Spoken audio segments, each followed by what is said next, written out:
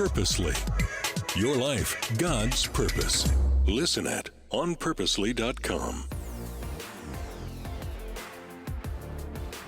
Welcome to the Gospel Tech Podcast, a resource for parents who feel overwhelmed and outpaced as they raise healthy youth in a tech world. As an educator, parent, and tech user, I want to equip parents with the tools, resources, and confidence they need to raise kids who love God and use tech.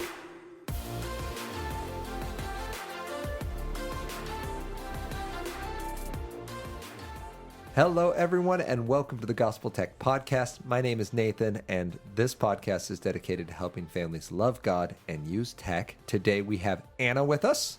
Hi. And we are finishing up our Back to School series. So if you've been listening with us over the last little bit over a month now, we've been talking about going back to school because here in the Northwest, we're really late at that. I know some of you East Coast, you've been at school for 2 months now, so my apologies. But we've been looking at what does it look like to get our tech ready to go back to school. We looked at healthy steps we could take to healthy tech. Ooh, that was a mouthful. What to do when your child asks for new tech, how to make friends in an online world, finding balance, keeping the internet safe. And today, wanted to kind of wrap up this conversation by looking at what we call analog adventures. By that, we simply mean things that aren't digital. And we're going to be talking about, basically, does it operate at the pace of real life? Can it be done with other people you know in real life? And are these physical, often difficult, intentional adventures, are they things that we're inviting our children into? Both for the growth side, we want to be a part of something difficult because we grow through difficulty, but also because they make us more present with our surroundings. So then that brings us to why analog adventures, which I stole a little of that thunder, but what do we say for why we're having this conversation? Well, I think on the podcast and in our work, we talk a lot about helping children and families reach their full potential. And I think analog adventures we've seen in our own family and working with kids that's a great way to develop that full potential. And when we default to the easier option of entertainment tech or dual tech, then I think we're missing some of that opportunity. So God made our kids for good works, that we've been saved for good works, and he's wired each of us to be great at certain things and to be amazed by him in certain ways. Adventure is how we can use our work in the way it was intended. Yeah, and that's like we see that with our kiddos, right? Like our kids, so we have 8, soon to be 9, 6, 3.5, and each of them find amazement in different things. And in the analog way, like when it happens at the pace of real life, it has less downside, which is, I guess, the why. Like, why do we focus on analog to see this amazement? And our argument is basically just that digital is great. We use it. Actually, when I told Anna the subject for today, what was your response? When I was like, I think we're going to talk about analog adventures. Oh, I just feel like, listener, this is hard for me. I default to, like, this is not a natural choice for me to pick an analog adventure. I feel like I have to fight against it's. I would rather just turn on a show and let's watch a movie and not. That is so much easier than anything else. And that's not bad, right? Like I want to make sure that that's said because that's not natural for me. I do not enjoy sitting down and watching a movie. Like that's not normal for me. So it's not bad to enjoy those things. And listener, please feel encouraged that that's not bad. We're not saying analog adventures are the only biblical way to enjoy time with your kids or something. We're saying that because they're not easy, because it can be a difficult default, let's emphasize the value of these pace of real life adventures we're having. And I loved what Anna brought up there, that we were made for work. Like in the perfect garden, Adam worked.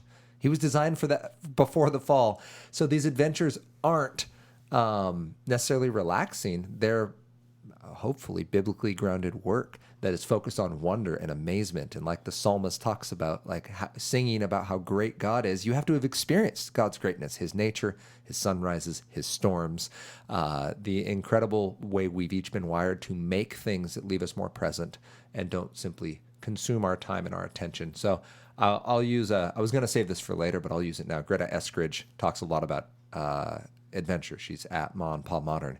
She wrote a pair of books, which we'll link to, but called Adventuring Together and then 100 Days of Adventure. And I love her vision for adventure because she says adventure is the vessel that we use for relationship with our kids.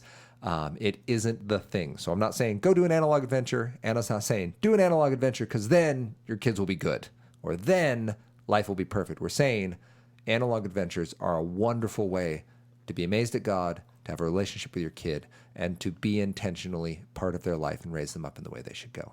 Yeah. So, can I circle back to my TV comment? yeah. I think I was just wanting to wrap that up more nicely, that I think it's my default can be when things are hard, I just want to put on a show and like make the problem of noisy children go away too.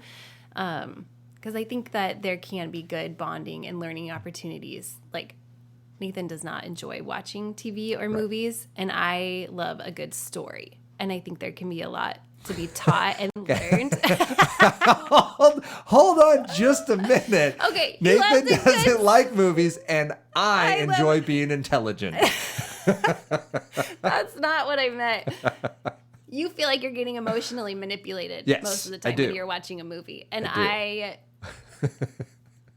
don't like the emotional stuff. I think there are things that emotionally manipulate you. But I also think that it can be like a good novel.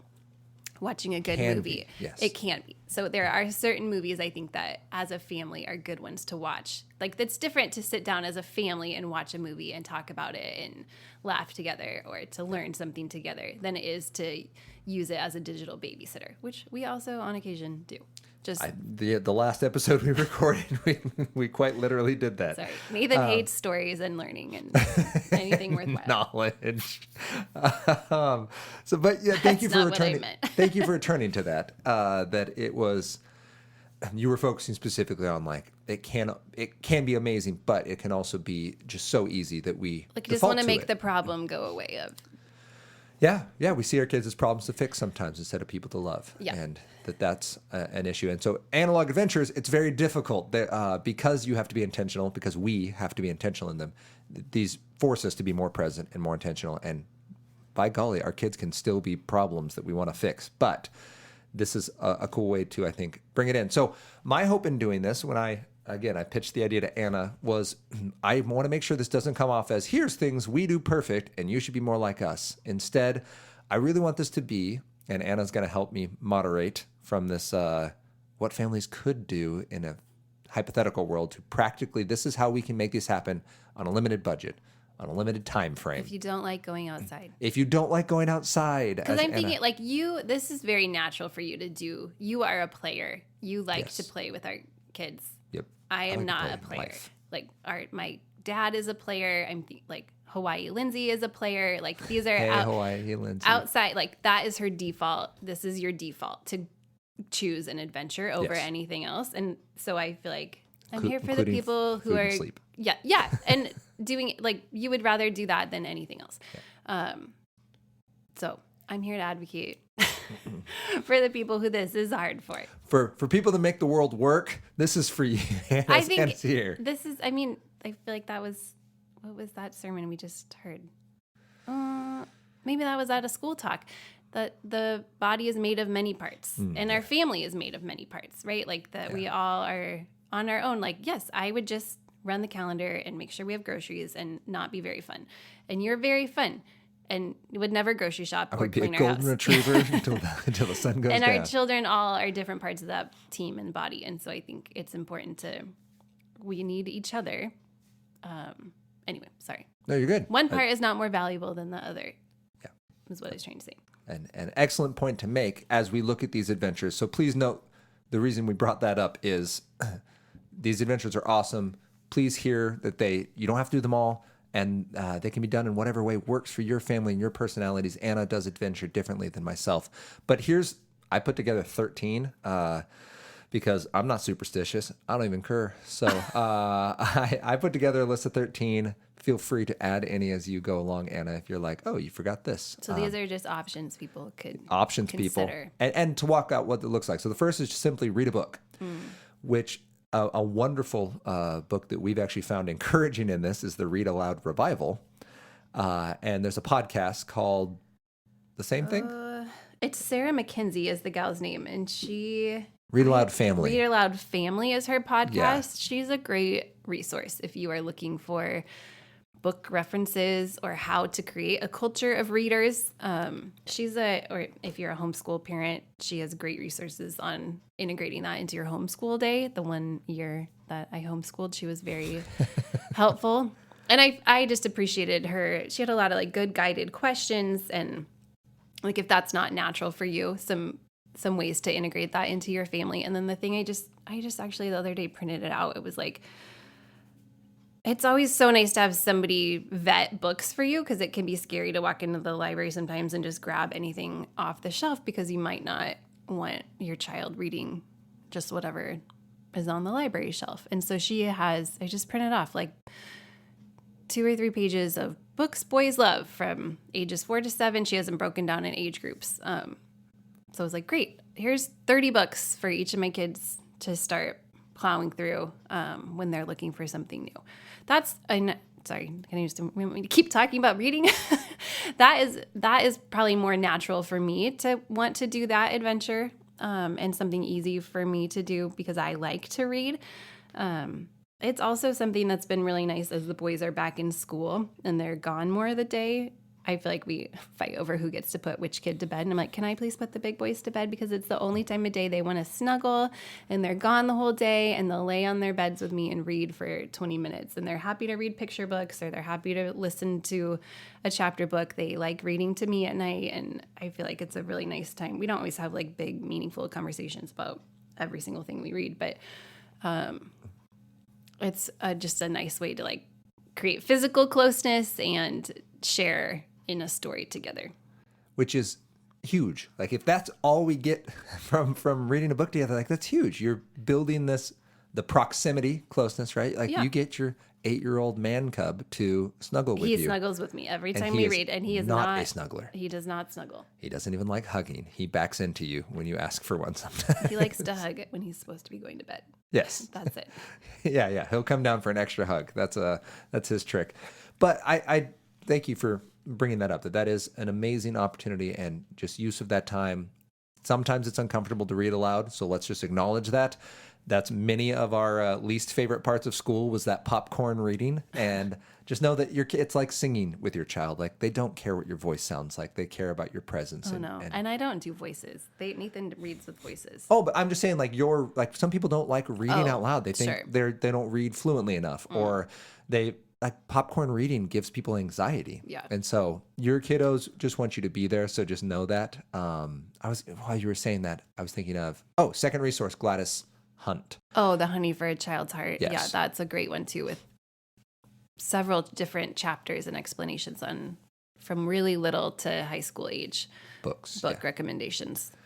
Yeah. So I will say in Young Life, I would use, this was a veteran leader gave me the suggestion, I would use a read aloud to get my middle school aged boys to calm down at night, because it's camp. Everyone's all hopped up on sugar and sunshine. And I would bring either Narnia or Hobbit, and I would just read it for like 45 minutes every night. And the boys would just either pass out or lay silently and listen. And it worked year after year with different groups of people. So just know that your middle school kid still isn't too cool to be read to, but it will take the right book and such. So that's number one.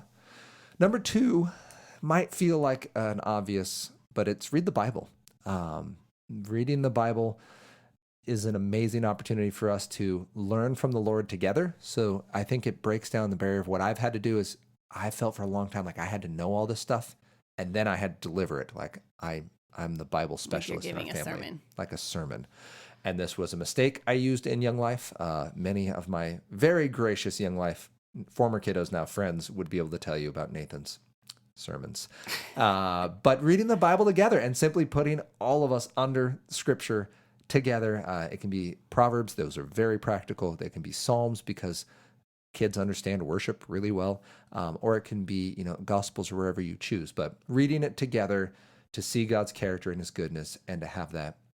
And a book that we've enjoyed for reading the Bible with our kiddos has been the Jesus Storybook Bible. Mm-hmm. I personally love it. I believe Anna likes it for the same reason, but it does a great job at keeping the focus of the gospel throughout the whole piece. So it's not like, here's David, be like David, because God was impressed with him.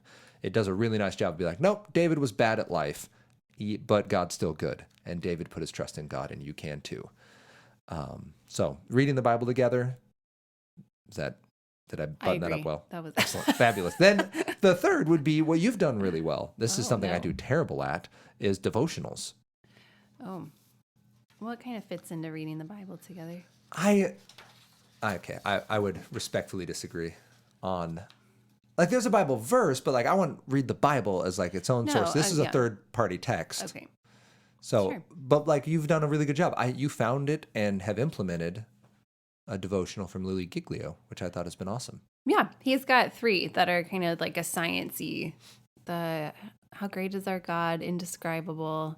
I don't remember the third There's one. one more that's on Owen's Christmas list. They're good at the breakfast table, quick, like 5 minutes and a little prayer and a Bible verse. And I think most kids are interested in science-y at that age.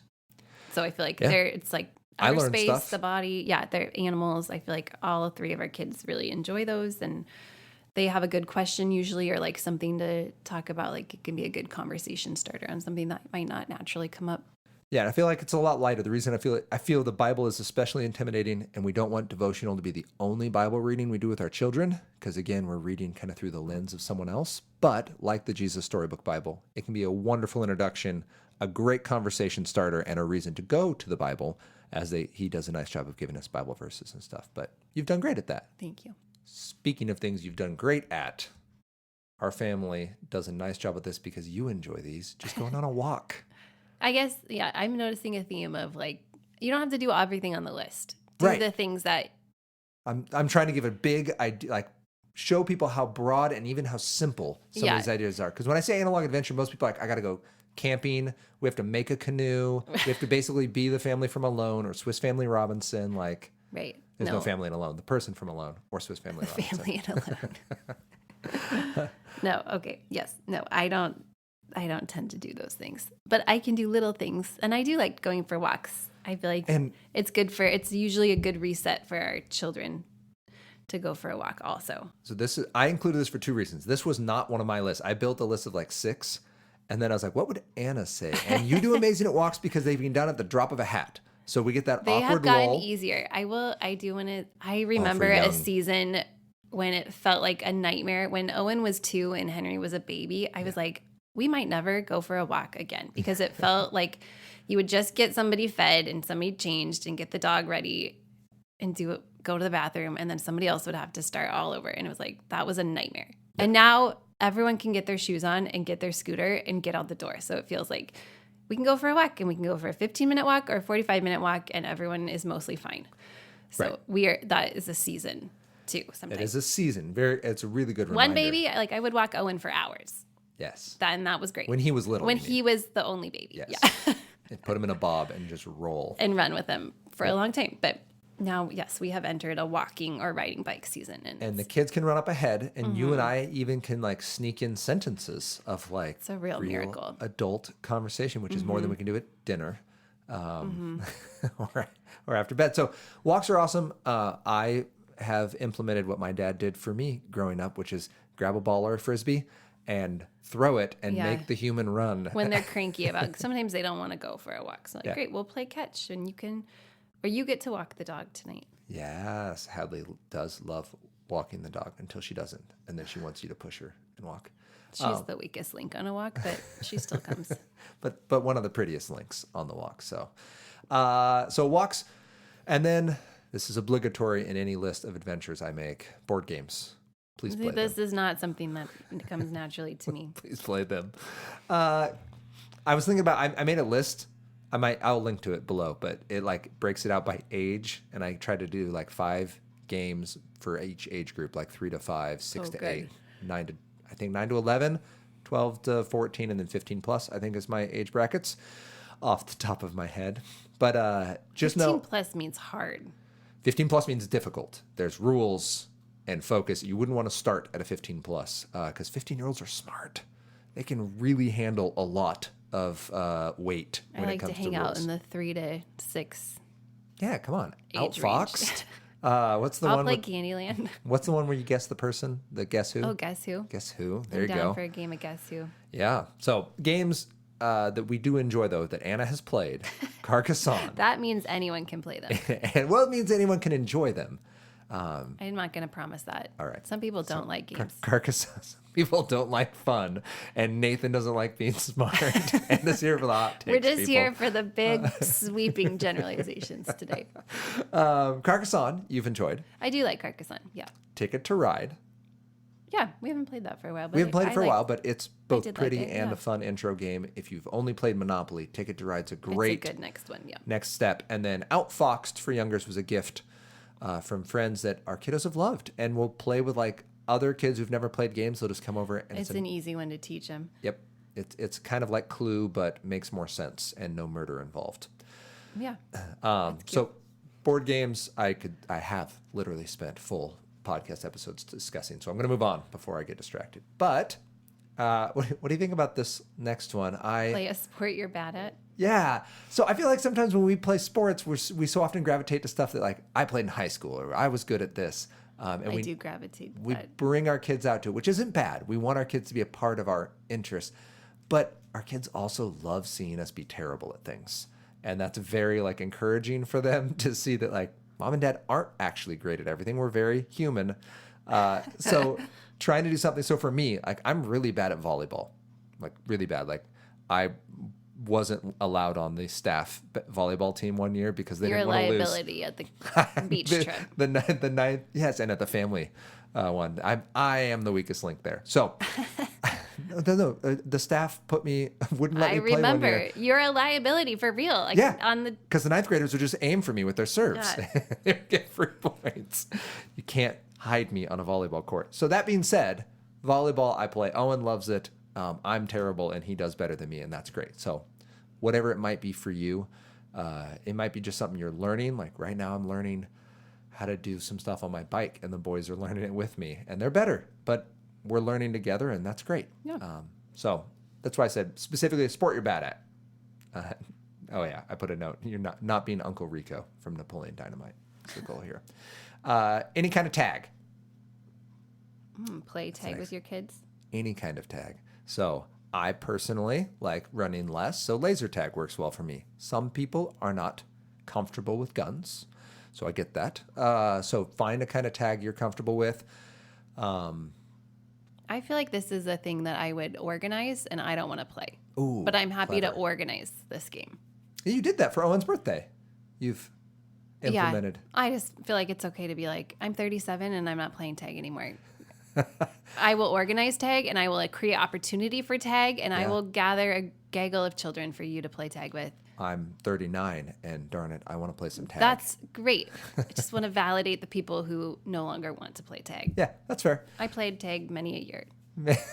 And my tagging days are over. My tagging days are over. I will happily organize the game.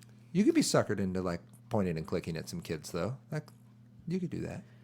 Yeah, But it's not going to be natural. You're not going to I pick that don't- off a list. no. All right. but I So- appreciate it, and the kids really they love it. I like watching a group of kids play these games. Like the cousins are finally all old enough to play kind of organized games, and it makes me so happy to watch them play weird combos of freeze tag and whatever That they just make up. yard games they make up in the Yes. backyard. Yes, I'm like, this is so Fight fun. over rules. You said that it's all a Calvin ball at some point. Like when we're within 6 paces of this thing, Yeah. we all agreed only your left foot. Right. I put a special note here because for Owen's birthday, this is just so weird and no one would ever think of doing it. But the battle club for a form of tag. Everyone, you need to find a picture of what most of you will only know as LARPing, but it's not LARPing. Just tag with giant foam swords. It's amazing, and your children will love it. Then what's number 8? Take a nature adventure. Walk a hill, climb a rock, Climb a rock. paddle a board. You can tell which ones I'm not doing. Ride something somewhere. Bicycle, mopeds, dirt bikes, longboard, horse. Okay, this is a more outdoorsy. Do something outdoorsy. Because they're not bad. Again, we What's focused. not bad? Well, Oh, like doing something outdoors. yeah, I said That this was list not wasn't. bad. Well, but I focused on like things that were very practical. But by number 8, like yeah, go do those like classic. I didn't use the H word hike because I feel like hikes can turn into just forced marches at some point. Yeah. So trying to make the adventure the focus of it. So recent example, we went camping with the Papas. Yeah. And took the Papas out on this lovely, it's 2.5 miles. Kids are 8 and 6. They are not avid, quote unquote, hikers. But when part of the walk is tag and part of it is find a stick and part of it is see the waterfall, like we can keep them engaged in the next thing. Part of it is race to the next bridge. Like it is fun. It was flat enough. The Papas loved it. So it wasn't up the side of a cliff. Like know your audience, but that can be an amazing opportunity. And again, find some wonder or ride. If you're not a hiker, walker, ride something. No, I do. I like that. It's nice. It's nice to get in nature, It is. even when you feel like you don't want to. Even when it's all over you. Get it off. Then making something was number 9. And for this, again, we're back to stuff you can do at home. But you actually do quite well at several of these, despite it not being your proclivity. Which is your favorite one to make? Well, you listed Legos, a robot. None of those. A puzzle, a garden. I don't do any of these. You do Legos and puzzles. I can follow directions. Okay, that's true. You're not like free building. I guess I'm not a free builder either. We're not all Remington. But with these, so when you're making something, again, the point isn't you are an engineer at heart. The point is it's something that you get to see. You get that progression of. I feel, again, this is more my role as a facilitator. And I think that can be part of creating analog adventure with your kids is allowing for opportunity for these things to happen. I don't think you have to be, like, it's wonderful to do these with your children, but I don't think every single time it has to be Yeah, really good point. you doing it with them. A lot of this is creating space for these things to happen. So And that space time in your and money. time, yes, like that you're not gone all the time. Because to build Legos or a puzzle or a garden or make something out of like a fort in the house, you have to just be home and have downtime where people are bored and have nothing else to do. And then these things start to happen a little bit more naturally. So I feel like some of that is just in your role as a facilitator of the family space physically and the calendar. Facilitating adventures. Parenting 102. But it is like you're buying yourself space when that happens. And you're knowing that your child is not running into strangers. They're not being overstimulated. It's impossible to be overstimulated while playing Legos or building a robot or doing a puzzle. And you're getting so your kid's going to come away rejuvenated, hopefully, at least having invested some of their energy mentally into something and having built the skills that come with whatever the adventure was. So Yeah. that's my pitch for that. Number 10 is cook something. And when I've brought this up before, you've been like, no, don't cook things with your kids. Well, again, you can just They tell what will I destroy- don't like they to will do. destroy it. I don't enjoy cooking with our kids. But But you I just also baked with just them the don't other like day. cooking. So that's part That's of it. true. You like to cook. Yes. And so it's more fun for you. But you just baked with them the other day. And we're sorely disappointed at the result. I did. I passed off my cookie making duty to them, which is a good, like, for them to try to do it. And cookies then are part I of the was regular- I was like, I eat cookies every day. If you guys know Anna or have ever been at a church Zoom meeting, you would know that Anna loves her cookies. And I I delegated the duty because we were trying to get them done fast. And I was like doing something else. So the boys did it. Something went wrong. They They're turned out- edible. They just, sure. they're not. They have chocolate chips in them. That They're not goes a perfect. long ways. No, not perfect. Very flat. Again, I facilitate a lot of adventure. That's what I'm learning from this episode. Yeah. Anna's noting that we're noting that for Anna, life is a group project. And I will be the facilitator. facilitator. Somebody needs to know what's happening. And some of us are just so good at being energetic. So Yeah. that's great. This is something you do, drawing, painting. Yes. And you're both good at it, and the boys love doing it with you, which is super cool. I love seeing that because, my goodness, I can't draw or paint to save my life. I did just pencil in. I feel like we struggle in the after school hour.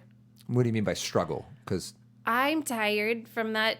Like, we get home at like 3:30.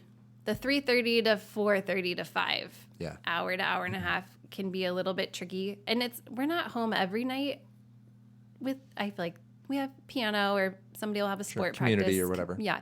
But on the nights that we're home, it can feel a little like I'm tired, they're tired, but it's still a long time till dinner and Nathan's still working or,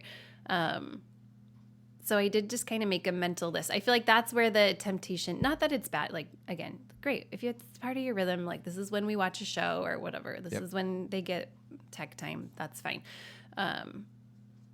I feel like I just was kind of brainstorming the other day, like, okay, what would recharge me and what would recharge them to kind of decompress from that school whirlwind. So we did just make a little list the other day, and I've started just writing it on the chalkboard when they come home. Like, these are, we're going to go for a walk, or we're all going to go outside and shoot hoops. Or we got the paints out this weekend.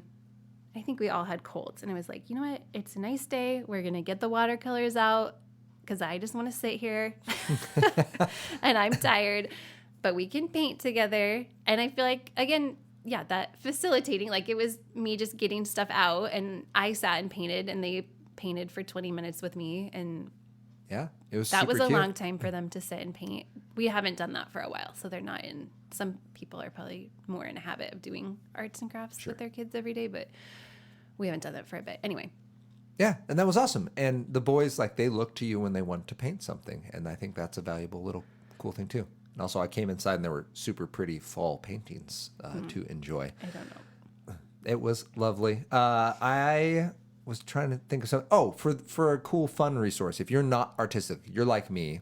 I have done this. In fact, I'm looking at a painting I did, or a drawing I did with the kids. We just did Art Hub for Kids, or Art Kids for Hub, whatever it is. It's YouTube. I think most people know about that? it. Yeah, Maybe. It's pretty. But it's If so you it's don't- free. Check it out if you want something to do. They're really cute little drawing lessons. There's a bunch of great resources. Again, Greta Eskridge has great drawing resources. Also, does. there's a lot The of great kiddos things are on the super internet if you are, I mean, Those are if you two have- spots if to you have start, though, arty kids. to look. Yeah. Or if you don't have arty kids, because even you're not arty kids, got to figure out how to do something they're not good at. Yeah. Then move together. And by this, I simply mean like do anything that involves physical activity. It doesn't have to be we're going for total calories burned, or we're going for, being an incredible specimen. This is just something because it's fun to move with your kids. So whether it's a YMCA Zumba class or like a dance party with Hadley, even if it leads to nanny elbow. Nanny elbow. I was trying to be a fun mom. That's what I get for being fun. I This is was my trying mom's. not to facilitate. My mom and I always joke, we're like, this is why we don't go outside. This person just got super hurt. Something just happened. What, somebody just got really hurt on a mountain. She's like, that's why we don't go hiking. I'm like, you're right. That's why we don't go. We stay in our houses where it's safe. Where it's safe. No, Hadley really likes to dance, the record player. And I was like, okay, I have 20 minutes. Sure, I'll be fun and dance with you. But she really likes to be swung around with her arms fully extended, which doesn't always end well. And in this case, in a dislocated elbow. She's fine. But it was a bummer of a morning. What did she call her My elbow? wankle. My wankle hurt. My wankle broken. My wankle hurt. My wankle okay. I okay. What you doing? I okay. My wankle okay. I know. Oh man. Okay, Then moving together. Yes. moving together, whatever that looks like, because at the end of the day, the dislocation popped back in and she's fine. Yeah, it is. none worse Little for the dance wear. party. I feel like I default to a walk, but every now and then I can get the boys to do a yoga with me. Yeah, they do. Owen will like to do that.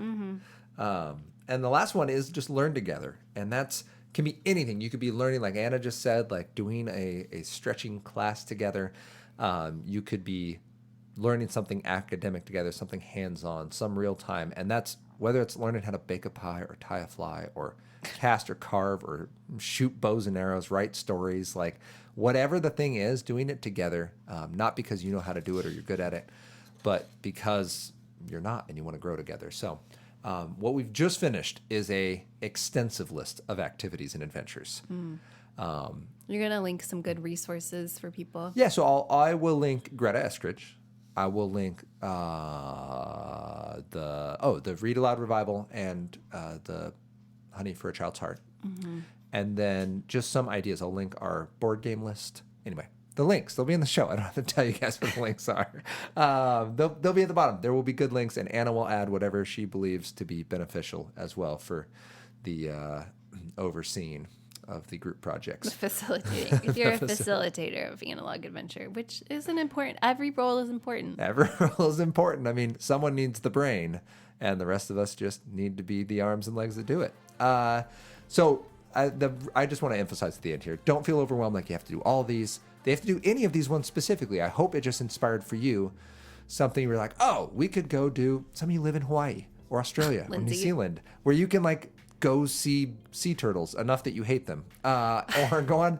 Just a lot of shots fired at our Hawaii friends today. Can you tell we really want to go and visit? We're just so bitter that it's so pretty over there. But wherever you are, by the way, Canada surging with listeners right now. So thanks, Canada, and the UK. You're not missed, and Ohio. Ohio. So thanks, guys, for listening. Wherever you are, we hope that you find adventures. You find ways to just model wonder and amazement with your children. Be willing to just be humble enough to be bad at it. That's okay, too. And enjoy that process. We'd love to hear what adventures you pick. You can find us on social media, on Facebook and Instagram at Love God Use Tech. You can write me directly if you'd like, Nathan@gospeltech.net. And you can join us next week as we continue this conversation about how we can love God and use tech.